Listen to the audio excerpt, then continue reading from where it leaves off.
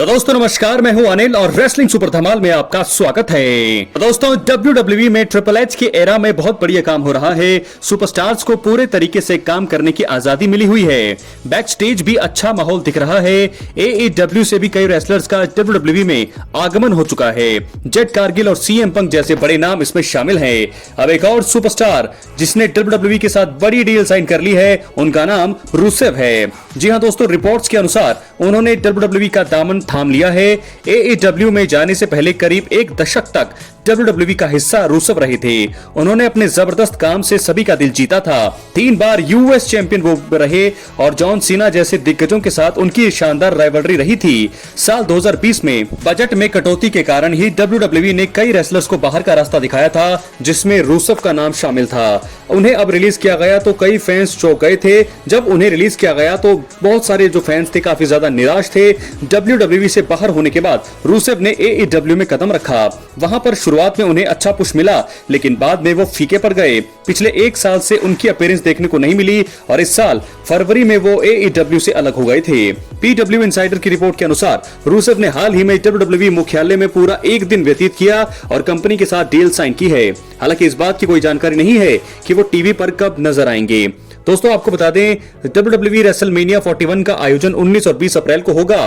Company इसकी तैयारियों में लगी हुई है। कुछ बड़े मुकाबलों का ऐलान कर दिया गया है। John Cena, Roman Reigns, CM पंक, सेथ रॉलिंस, बियांका बेलेयर, इयो स्काई और कोडी रोड्स जैसे स्टार्स एक्शन में नजर आएंगे।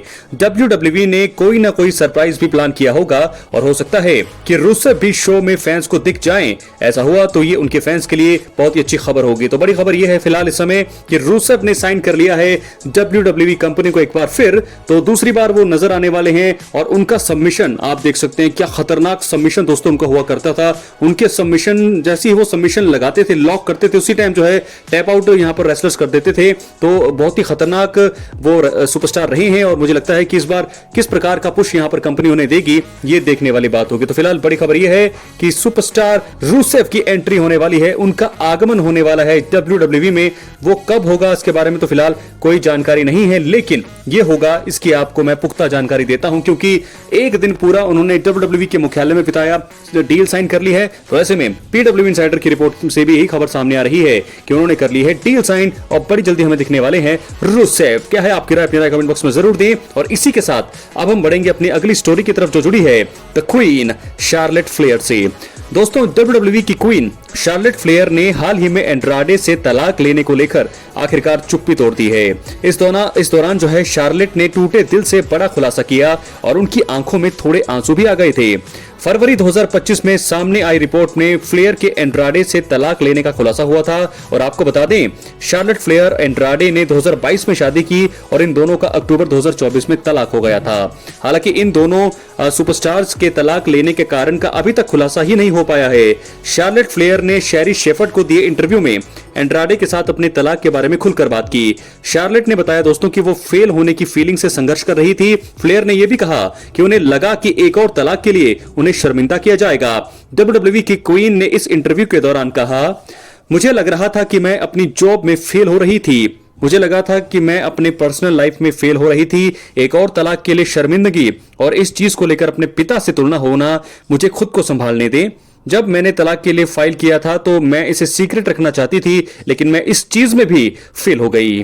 दोस्तों वहीं आपको बता दें कि WWE सुपरस्टार शार्लेट फ्लेयर ने इसी इंटरव्यू के दौरान एंड्राडे के साथ तलाक की सीक्रेट रखे जाने को लेकर बात की। शार्लेट फ्लेयर ने कहा कि उन्होंने इसे गुप्त रखने के लिए फाइट किया और जब अब इसका खुलासा हुआ है तो उन्हें लगा कि अब इस चीज के लिए फाइट नहीं करनी होगी। शार्लेट फ्लेयर ने शेरी शेफर्ड को दिए इंटरव्यू में एक बार फिर जो है कहा, ठीक नहीं होना ओके है, मैंने यही सीखा है, समय लेकर फिर से शुरू करना सही है। जब तक मैंने वापसी करके रॉयल रंबल नहीं जीता था तब तक मैं तलाक को सीक्रेट रखने में कामयाब रही थी। मैं रो में रॉयल रंबल जीत गई, उसके बाद धमाकेदार वापसी के बारे में बात करने वाली थी और तब हर जगह मेरे तलाक की खबरें फैल गई। जिस चीज को लेकर मैं डरी हुई थी वो हो चुका था। मुझे एहसास हुआ कि लड़ाई खत्म हो चुकी है और अब फाइट करने की जरूरत नहीं है। मैं यही हूं और ये मेरी वैल्यू है। लोगों की अपनी राय हो सकती है, लेकिन रेसलिंग ऑडियंस को यह नहीं पता है कि शार्लेट फ्लेयर को इस जगह पहुंचने के लिए किस किस चीज से गुजरना पड़ा। यह मेरा सबसे बड़ा कमबैक है। तो दोस्तों ये तो था शार्लेट फ्लेयर का सबसे बड़ा कमबैक। उनकी स्टोरी आपने सुनी, कैसी लगी अपनी राय कमेंट बॉक्स में जरूर दें। हालांकि हर एक रेसलर के जीवन में कुछ ना कुछ चीजें आती रहती हैं, संघर्ष जो है उनको करना पड़ता है, और इस प्रकार जो है उनका दूसरा ये तलाक था। एंड्राडे के साथ लगभग 2 साल के बाद जो है उनका रिश्ता टूटा है। तो ऐसे में दुख तो जरूर होता है एक महिला को, चाहे वो मैन हो चाहे वुमन हो, कुछ भी कोई भी हो, तो इस चीज से गुजरना जो है बहुत ज्यादा मुश्किल होता है। तो फिलहाल दोस्तों अपनी राय कमेंट बॉक्स में जरूर। अब हम बढ़ते हैं अपनी मेन स्टोरी की तरफ जो जुड़ी है रेसलमेनिया 41 के मेन इवेंट से, और वो है रोमन रेंस के मैच से। तो दोस्तों आपको बता दें कि रोमन रेंस की WWE में पॉल हेमन के साथ जोड़ी अभी भी बरकरार है। पॉल हेमन कई सालों से रोमन रेंस के वाइसमैन बने हुए हैं और ये दोनों एक दूसरे की काफी इज्जत भी करते हैं। हालांकि मौजूदा समय में पॉल हेमन द्वारा रोमन रेंस को धोखा देने की अटकलें लगाई जाने लगी हैं, और आपको बता दें कि ये हो सकता है, कईयों का मानना है कि CM पंक दिग्गज से फेवर मांगते हुए उन्हें ट्राइबल चीफ का साथ छोड़ने के लिए कह सकते हैं। इसलिए इस वीडियो में हम ऐसे 3 बड़े कदमों का जिक्र करने वाले हैं जो कि रोमन रेंस WWE में पॉल हेमन से धोखा मिलने की सिचुएशन में उठा सकते हैं। बात करेंगे पहले कारण का। रोमन रेंस WWE में पॉल हेमन पर एक खतरनाक हमला करके उनकी हालत खराब कर सकते हैं। दोस्तों रोमन रेंस अपने वाइसमैन पॉल हेमन की काफी इज्जत करते हैं। हालांकि रोमन रेंस को पॉल हेमन का उन्हें धोखा देकर CM पंक के साथ जाना बिल्कुल भी पसंद नहीं आएगा। कुछ सालों पहले जब हेमन के ब्रॉक लेसनर की तरफ होने के थोड़े हिंट मिले थे, तो रेंस ने अपने वाइसमैन पर अटैक किया था, और यही कारण है कि अगर पॉल हेमन WWE में रोमन रेंस को धोखा देते हैं तो उन्हें इसका अंजाम भुगतना पड़ सकता है। संभावना है कि रोमन उन्हें मिले धोखे के बाद आपा खोकर पॉल हेमन पर खतरनाक हमला करते हुए उनकी हालत खराब कर सकते हैं। बात करेंगे दूसरे कारण का। रोमन रेंस WWE में किसी दिग्गज की वापसी करा के उन्हें अपना नया वाइसमैन बना सकते हैं। दोस्तों पॉल हेमन द्वारा रोमन रेंस को धोखा दिए जाने की सिचुएशन में नए ब्लड लाइन में वाइसमैन पद खाली हो जाएगा। देखा जाए तो रोमन रेंस को पॉल हेमन के साथ मिलकर काम करने की अब आदत हो गई है, इसलिए रोमन रेंस धोखा मिलने के बाद अकेले मुझे नहीं लगता कि शायद ही रह पाएंगे या रहना चाहेंगे।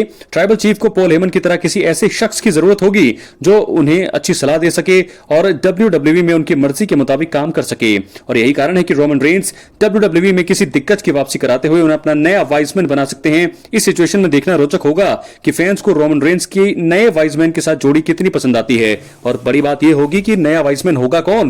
दोस्तों कौन हो सकता है अपनी राय कमेंट बॉक्स में जरूर दें। बहुत सारे लोग कंटेंडर हैं। पॉल हेमन को रिप्लेस करना वैसे तो बहुत मुश्किल है, बहुत ही नामुमकिन सी चीज है, लेकिन फिर भी रोमन रेंस के साथ किसकी जोड़ी बनती है पॉल हेमन के बाद, अपनी राय कमेंट बॉक्स में जरूर दें। बात करेंगे तीसरे कारण का। रोमन रेंस WWE में ब्लड लाइन को इकट्ठा करके पुराने दिनों की तरह रोस्टर पर दबदबा बनाने की कोशिश कर सकते हैं।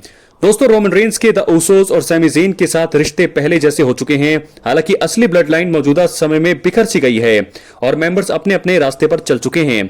रोमन रेंस का भी अभी अपने फैक्शन पर ध्यान नहीं है। अगर रोमन रेंस को पॉल हेमन से धोखा मिलता है तो उनका ध्यान ब्लड लाइन पर आ सकता है, और इसके बाद ट्राइबल चीफ असली ब्लड लाइन को इकट्ठा करके इसे नए सिरे से बिल्ड करने की कोशिश कर सकते हैं। और यही नहीं, रोमन रेंस अपने साथियों के साथ मिलकर WWE में मौजूदा बड़े टाइटल्स को हासिल करके रोस्टर पर पुराने दिनों की तरह दबदबा बनाने की कोशिश कर सकते हैं। तो दोस्तों इस प्रकार मैंने वो आपको 3 बड़े कदम बता दिए हैं। कदम कहें आप, कारण कहें, चाहे कुछ भी कहें, लेकिन 3 बड़े कदम हैं जो रोमन रेंस WWE में पॉल हेमन से धोखा मिलने की सिचुएशन में उठा सकते हैं। और बहुत सारी चीजें मैंने आपको बताई इस वीडियो में। आज 3 टॉपिक्स को कवर किया, 3 बड़ी बड़ी खबरें मैंने आपको बताई हैं। सबसे पहले रूसेव के बारे में मैंने बताया आपको कि रूसेव ने जो है WWE को ज्वाइन कर लिया है, साइन कर लिया है, लेकिन वो वापसी कब करेंगे इसकी अभी फिलहाल कोई खबर नहीं है। और ऐसे में मुझे लगता है कि WWE को इस चीज को सरप्राइज ही रखना चाहिए, ताकि फैंस जो है, मुझे लगता है रेसलमेनिया 41 में इस चीज को देख सकते हैं। मुझे लगता है कि रेसलमेनिया मंच नजदीक है काफी ज्यादा, तो रूसेव वहां एंट्री कर सकते हैं। उसके बाद मैंने आपको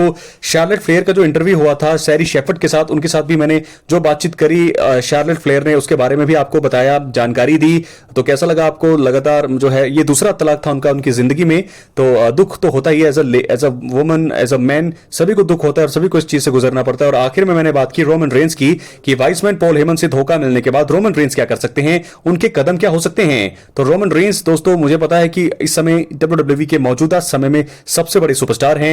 इस समय वो बेबी फेस है, लेकिन बड़ी जल्दी वो हील भी बनने वाले हैं, पिछली वीडियो में मैंने आपको बताया। और साथ के साथ पॉल हेमन धोखा देंगे इसकी भी संभावना बनी हुई है। तो रोमन रेंस क्या करने वाले हैं, तीनों ही कदम मैंने आपको इस वीडियो में बता दिए हैं। क्या है आपकी राय? अपनी राय कमेंट बॉक्स में जरूर दें। रेसलमेनिया 41 का मंच काफी ज्यादा नजदीक है। चैनल पर एक्टिव रहें, सब्सक्राइब करने के बाद ऑल पर क्लिक करें दोस्तों, क्योंकि अब बहुत जल्दी 10 से 15 दिन बचे हैं रेसलमेनिया के लिए।